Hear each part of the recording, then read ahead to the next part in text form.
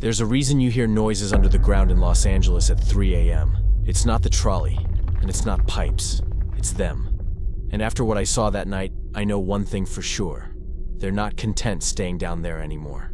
The jackhammer shut off at 11:47 p.m., and in that silence, Todd heard it. A hollow resonance coming from somewhere beneath the cracked asphalt of Figueroa Street. Todd was the lead engineer on the project, and while reviewing the radar, he found a cavity the size of a cathedral, 9 meters down, where the surveys swore there was nothing but solid bedrock. "Pack it up," he told his crew. "We'll take a careful look at it in the morning." But Todd didn't go home. At 1:15 a.m., he came back alone with a drill rig, a headlamp, and a rope. The city slept around him like nothing was wrong. The drill bit punched through, and then dropped into empty space. The impact took a full 3 seconds to echo back, and a cold rose up from below, clean, like a freezer, but without electricity. The tunnel was perfectly circular, too perfect to be part of the city. Todd kept walking, and down here, time felt negotiable. The walls were covered in symbols, Aztec-looking, but like they'd been copied by something that wasn't human. At 3:33, the tunnel changed. It didn't move. It didn't open. Worse, it started to respond. He found a chamber. Objects were scattered around like evidence. A jacket, shoes, a badge. Things that tell the story of people who went in and never came back. A phone with almost no battery left. A message still on the screen. Found something under Union Station. Going deeper. And further back, something that looked like an altar. Not built, grown.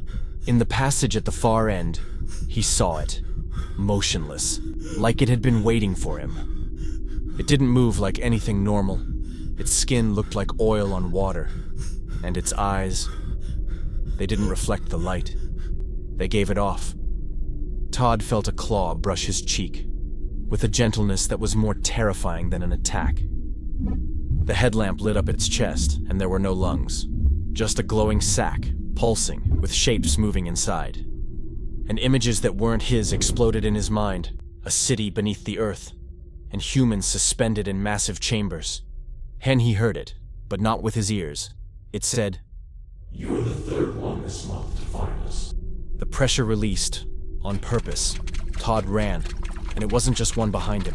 There were many, moving in sync. He climbed the rope like something was yanking him by the soul, and below, at the edge of the light, he saw dozens of eyes. He made it back to the street at 4:47. Shaking, he welded a metal plate over the hole. But even as he did it, he already knew the truth. It wasn't a single tunnel. It was a network that makes the trolley look like a toy. 3 weeks have passed, and Todd still can't sleep. And when he finally does, he always wakes up with the feeling that someone is watching him from below. He became obsessed, studying mythology, digging up reports of sealed tunnels in other countries, and it's always the same story. Whoever finds them disappears, or they make them look crazy. And then he started noticing things in the real world, tiny details, like eyes, that shouldn't look like that.